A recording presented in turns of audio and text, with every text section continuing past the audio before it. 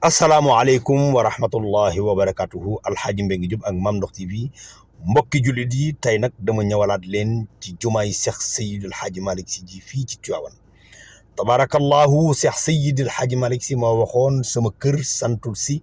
yàlla la sant li taxoon mu def ko nag ngir bépp jullit rek sentir ci biir kër Cheikh Seydil Hadji Malick Sy ni fi nga bokk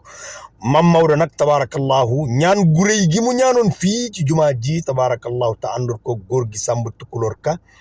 ak góor gu ñuy wax Cerno Buso ak tafsir Abdou Cissé tabarakallahu bu Pire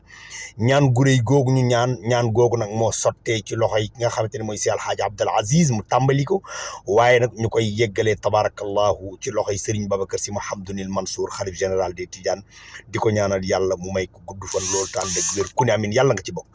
mbokk mi ñoonu may laaj mbaa yéen a ngi waajal ubbiteg jumaa ji incha allahu rabbi léegi mu ñëw jarul yàkkamti Serigne Babacar Sy Mouhamadoul Mansour ñëw jiite ñu ko ñun julliti yàlla yëpp ñu topp ci ginnaawam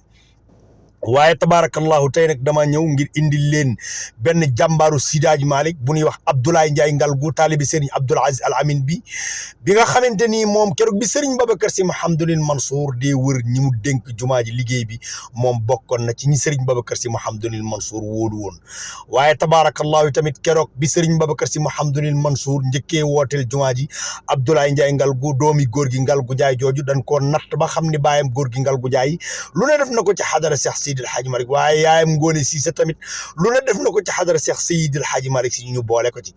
ba nu njëkkee laaj téeméeri million la génn teg ci taabal te bëggul kenn wax ko ci télé bëggul kenn wax ko ci rajo waaye Alxaaji Mbengue Diop ak Mame Ndokh TV moom da koy wax waaye tabarakallahu mu jëfaat jëf ju rëy mooy keroog bi ñu xoolee miiru jumaa ji mur de clôture bi ñu waxtaan ceeg entreprise bu mag boobu ñuy wax CDE mu calculer ko muy 250 millions ñu xool waxtaan ceeg Abdoulaye Ndiaye Ngalgou mu xool ko ni sama entreprise mën na koo def facturé ba pare ni maa ko res nag seen dërëm du ci dem maay defar lépp def ko addiya Cheikh Seydi Hadji Malick Abdoulaye Ndiaye Ngalgou taalibi Serigne Abdoul Aziz Al Amine boobu Abdoulaye Ndiaye Ngalgou xoolal miir yi ni ko Abdoulaye Ndiaye Ngalgou di def lépp dañ koy kuule ak ciment waaye Abdoulaye Ndiaye Ngalgou xool ak gris yi mi ciy def wallaay barki yonent bi xam nga ni Cheikh Seydi Hadji Malick la nga ko ñaanoon ni damaa bëggoon bokk ci ñiy yeggale jumaay Seydi Hadji Malick yàlla nangu na ko te yàlla boole na la ci kon Ndiaye ñu ngi lay ñaanal ci barke Cheikh Seydi Hadji Malick yàlla na yàlla yokk la Seydi Hadji Malick nag mooy nit koo xamante ni boo ko lebalee ker mu fay lu guddi ndax moom yàlla rek la bëgg ak yonent bi Ndiaye jërëjëf